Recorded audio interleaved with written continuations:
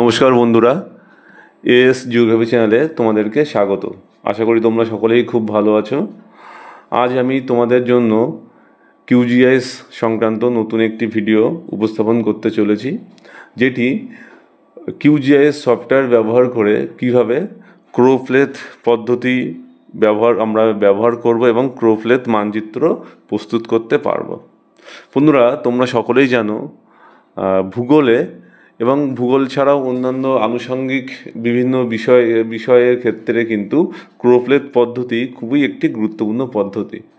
সাধারণভাবে আমরা বিষয়ভিত্তিক মানচিত্র বা খুব সহজভাবে বললে কার্টোগ্রাফিতে কিন্তু ক্রোফ্লেথ ম্যাপ আমরা বা ক্রোফ্লেথ মানচিত্র প্রস্তুত করে এসেছি বা করে থাকি।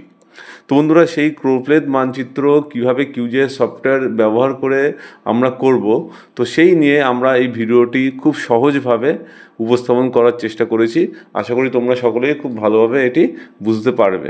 তো বন্ধুরা, আমাদের প্রথমে জানা উচিত ক্রোফ্লেথ ম্যাপ বা ক্রোফ্লেথ পদ্ধতি বলতে আমরা কী বুঝি। দেখো বন্ধুরা, সাধারণভাবে আমরা যে কোনো উপাদান ধরো যেটা জনসংখ্যা হতে পারে, বসতি হতে পারে, যে কোনো শস্য উৎপাদন, ধান গম এরকম উৎপাদন হতে পারে। তো সেই উপাদানের প্রতি একককে যদি প্রশাসনিক কোনো ক্ষেত্রমানের সাপেক্ষে পরিমাপ করা হয় এবং সেই পরিমাপ করার পরে সেটি যদি ক্রমবিন্যস্ত মানচিত্র অর্থাৎ গ্রেডেড ম্যাপ অর্থাৎ ক্রমবিন্যস্ত মানচিত্র অঙ্কন করা যায়, তবেই তাকে কিন্তু ক্রোফ্লেথ মানচিত্র বলা হবে। অর্থাৎ ক্রোফ্লেথ মানচিত্রের ক্ষেত্রে নির্দিষ্ট একটি প্রশাসনিক ক্ষেত্রে বা প্রশাসনিক সীমানার মধ্যে আমরা বিভিন্ন উপাদানকে তার গ্রেড অনুসারে উপস্থাপন করব, বেশি থেকে কম বা কম থেকে বেশির ক্ষেত্রে। তো সাধারণভাবে ক্রোফ্লেথ মানচিত্রের সাহায্যে আমরা কী দেখাই, কী উপস্থাপন করি। আমরা কোনো দেশের রাজ্য বা কোনো রাজ্যের বিভিন্ন জেলা বা কোনো জেলার বিভিন্ন সিটি ব্লকের বিভিন্ন জনসংখ্যার ঘনত্ব, সেটা কিন্তু ক্রোফ্লেথ ম্যাপের সাহায্যে আমরা খুব সহজভাবে উপস্থাপন করে থাকি। এছাড়াও কিন্তু শস্য ঘনত্ব, কৃষি ঘনত্ব, শ্রমিকের কোনো নিবিড়তা, রাস্তার ঘনত্ব, নদীর ঘনত্ব, বিভিন্ন ঘনত্ব কিন্তু ক্রোফ্লেথ পদ্ধতি ব্যবহার করে করা যেতে পারে। তো বন্ধুরা, আমরা কার্টোগ্রাফিক টেকনিক ব্যবহার করে বিভিন্ন রকমভাবে ক্রোফ্লেথ মানচিত্র বা ক্রোফ্লেথ পদ্ধতি ব্যবহার করি বা ক্রোফ্লেথ মানচিত্র প্রস্তুত করে থাকি। তো আজ আমি কিউজিআইএস সফটওয়্যারে কীভাবে করা যেতে পারে সেটা নিয়ে আলোচনা করব। তো বন্ধুরা, চলো শুরু করা যাক। বন্ধুরা, প্রথমেই তোমরা কিউজিআইএস সফটওয়্যার ওপেন করবে। তো কিউজিআইএস সফটওয়্যার ওপেন করার পরে দেখো আমাদের এখানে কিউজিআইএস সফটওয়্যারে কিন্তু একটা হুগলি ডিস্ট্রিক্টের একটা ম্যাপ কিন্তু এখানে ওপেন হয়ে আছে। এবং বন্ধুরা, তোমরা একটা জিনিস মেক শিওর দ্যাট যে ম্যাপটা তোমরা নেবে সেই ম্যাপটা যেন জিও রেফারেন্স হয়। তোমরা image to ground Jio reference করে নেবে। আমার চ্যানেলে জিও রেফারেন্সিং কীভাবে করা হয় সেই রিলেটেড অনেক ভিডিও আছে।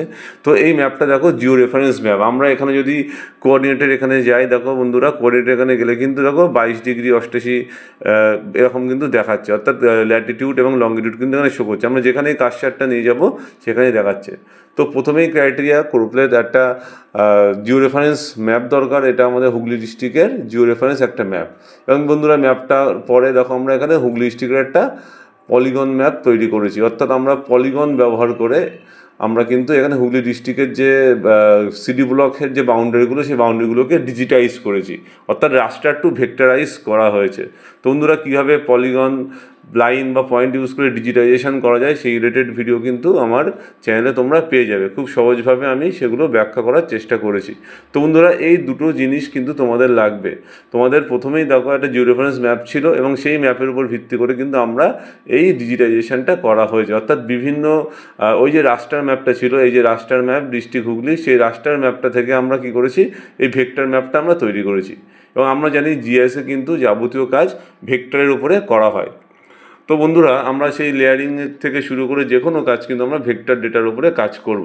তো বন্ধুরা, আমাদের কাছে কিন্তু এরকম একটা ভেক্টর ম্যাপ প্রয়োজন, যেখানে বিভিন্ন প্রশাসনিক বাউন্ডারি সহ বা প্রশাসনিক ক্ষেত্র সহ বিভিন্ন সিটি ব্লক হতে পারে, জেলা হতে পারে বা রাজ্য হতে পারে, এরকম একটা কিন্তু আমাদের স্টাডি এরিয়া প্রয়োজন। এটা আমাদের স্টাডি এরিয়া।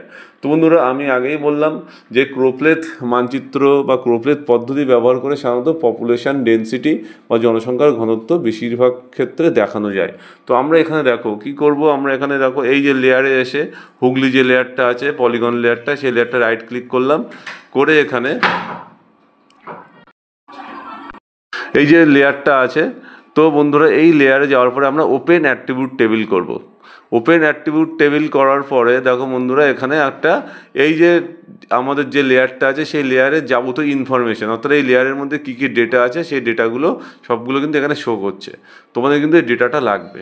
তো অর্থাৎ তোমরা কিন্তু এখানে এই যে আমরা ধরো এই যে আমাদের বিভিন্ন এগুলো আছে, সিডি ব্লকগুলো আছে, তোমরা দেখছো গোঘাট, আরামবাগ, খানাকুল, জঙ্গিপাড়া, এখানে পান্ডুয়া, ধনিয়াখালী।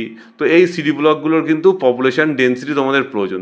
তো বন্ধুরা আমরা কিন্তু এইটা ওপেন করলেই অ্যাট্রিবিউট টেবিল ওপেন করলে কিন্তু দেখো বিভিন্ন সিডি ব্লক আছে এবং সিডি ব্লক ওয়াইজ কিন্তু পপুলেশন ডেন্সিটি ডান দিকে এখানে এই ঘরটা পপুলেশন ডেন্সিটির ঘর। তোমরা বাড়া কমা থেকে দুটোই করতে পারো, শর্ট ইন করতে পারো, এগুলো সিডি ব্লক। তো এই সিডি ব্লক ওয়াইজ কিন্তু পপুলেশন ডেন্সিটি এখানে একটা দেওয়া আছে।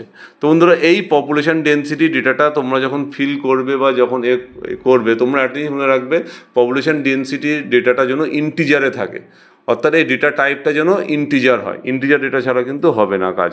তো বন্ধুরা আমরা এটা ক্লোজ করলাম। তাহলে আমাদের দুটো জিনিস লাগছে, একটা আমাদের স্টাডি এরিয়া লাগবে, আমাদের ভেক্টর লাগবে, এবং সেই ভেক্টর লেয়ারের উপরে কিন্তু বিভিন্ন পপুলেশন ডেন্সিটিগুলো প্রয়োজন আমাদের। তো এই দুটো থাকার পর আমরা যে ভেক্টর লেয়ারটা ছিল সেখানে রাইট ক্লিক করব। দেখো বন্ধুরা রাইট ক্লিক করলাম, করে চলে যাব আমরা প্রপার্টিসে চলে গেলাম। দেখো বন্ধুরা প্রপার্টিসে যাওয়ার পরে লেয়ার প্রপার্টিস ওপেন হয়েছে হুগলি ডিস্ট্রিক্টের ক্ষেত্রে। তো সেক্ষেত্রে অনেক ধরনের ইনফরমেশন এখানে থাকে, আমরা এখানে ডিরেক্টলি চলে যাব সিম্বলজি।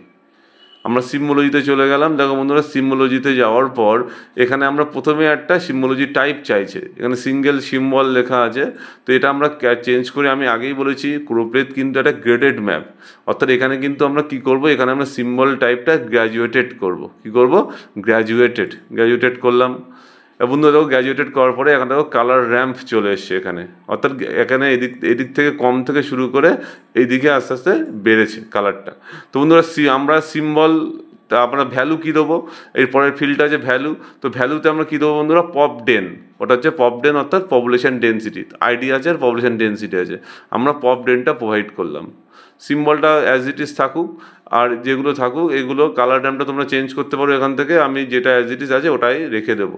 তোমরা এখান থেকে কালার র্যামটাও চেঞ্জ করতে পারো, নিজের এখানে অল কালার র্যাম্পে গিয়ে অনেক ধরনের কালার কিন্তু এখান থেকে পেতে পারো।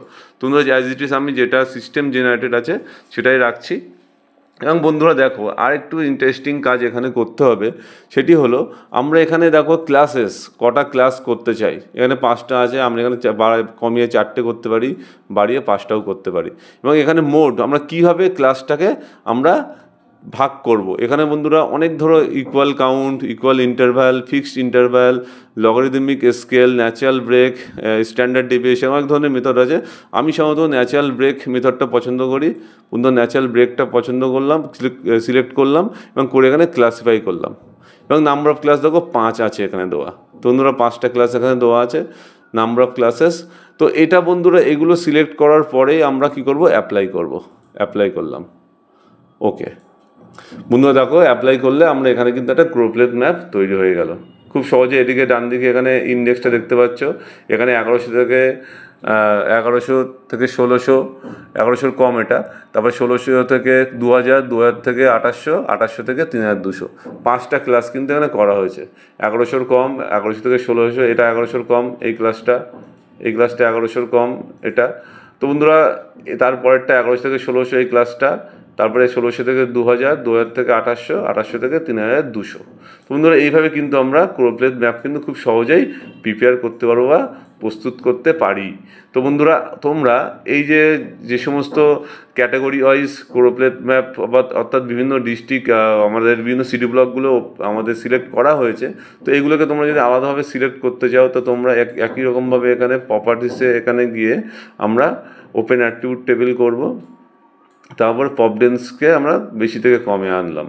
তো বন্ধুরা দেখো এখানে আমরা যদি দেখি তো এখানে কিন্তু এই যে আছে এটা সবচেয়ে কম, হরিপালের পপুলেশন ডেন্সিটি সবচেয়ে কম আছে। দেখো বন্ধুরা কোথায় পড়েছে? 1100 কম বা 1100। তারপর সাথে বন্ধুরা 1100 থেকে 1600, সেটা কোনটা? এটা আমি আনসিলেক্ট করে দিই। এরপরের যে লেয়ারটা আছে এইগুলো, এটা আছে জঙ্গিপাড়া আছে, অর্থাৎ আমরা 1600 পর্যন্ত এই এতদূর কিন্তু আমাদের এই যে এই লেয়ারগুলো কিন্তু আমাদের সেকেন্ড স্টেজের মধ্যে পড়ছে 1100 থেকে 1600। দেখতে পাচ্ছ বন্ধুরা তোমরা, এটা 1100 থেকে 1600 সেকেন্ডের মধ্যে আছে। তারপরে 1600 থেকে 2000, অর্থাৎ আরামবাগ থেকে 2000 পর্যন্ত বন্ধুরা দেখো এই লেয়ারগুলো কিন্তু এই আমাদের সিডি ব্লকগুলো কিন্তু 1600 থেকে 2000 তার মধ্যে পড়ছে। এবং এর নিচে 2000 থেকে 2800-র মধ্যে দেখো বন্ধুরা এই তিনটে পড়ছে, এই তিনটে চিচুড়া, চন্দননগর, সিঙ্গুর। এবং 2800 থেকে 3200-র মধ্যে শুধুমাত্র এই দুটো, সব থেকে বেশি পপুলেশন ডেন্সিটি কিন্তু এই দুটো সিডি ব্লকের ক্ষেত্রে আছে। তো বন্ধুরা তোমরা কিন্তু এখান থেকে খুব সহজেই কিন্তু তোমরা বুঝতে পারবে যে কিভাবে কোন সিডি ব্লকের পপুলেশন ডেন্সিটি বেশি আছে, কোনটা কম আছে। খুব সহজেই তোমরা বুঝতে পারবে এখানে বন্ধুরা দেখে। এবং তোমরা ইন্টারেস্টিংলি সবচেয়ে যেটা তোমাদের সুবিধা হয় সেটা হলো, আমরা এই যে পপুলেশন ডেন্সিটি ম্যাপটা করার পরে আমরা কি করব, এই ম্যাপটাকে যে কালারগুলো আছে, যেমন আমাদের সবচেয়ে কম যে কালারটা এটা আছে, এই কালারটাকে ধরো হোয়াইট আছে, এই কালারটা তোমরা কিন্তু নিজেদের মতো চেঞ্জ করে একটা, যেমন রেড দিয়ে এখানে দেখানো হয়েছে, আরও কম একটা হালকা রেড দিয়ে তোমরা উপস্থাপন করতে পারবে। তো বন্ধুরা এই পদ্ধতি ব্যবহার করে তোমরা খুব সহজেই কিন্তু ক্রোপ্লেথ ম্যাপ কিউজিআইএস সফটওয়্যারে উপস্থাপন করতে পারবে এবং নিজেদের মতো কিন্তু ইন্টারপ্রেট বা ব্যাখ্যা করতে পারবে। তো বন্ধুরা ধন্যবাদ ভিডিওটি দেখার জন্য। আশা করি তোমাদের পছন্দ হয়েছে ভিডিওটি। যদি ভালো লাগে এবং জিওগ্রাফি রিলেটেড, জিআইএস এবং রিমোট সেন্সিং রিলেটেড আরও ভিডিও প্রয়োজন হয় তো চ্যানেলটি সাবস্ক্রাইব করো এবং বন্ধুদের সাথে শেয়ার করো। সবাই ভালো থেকো।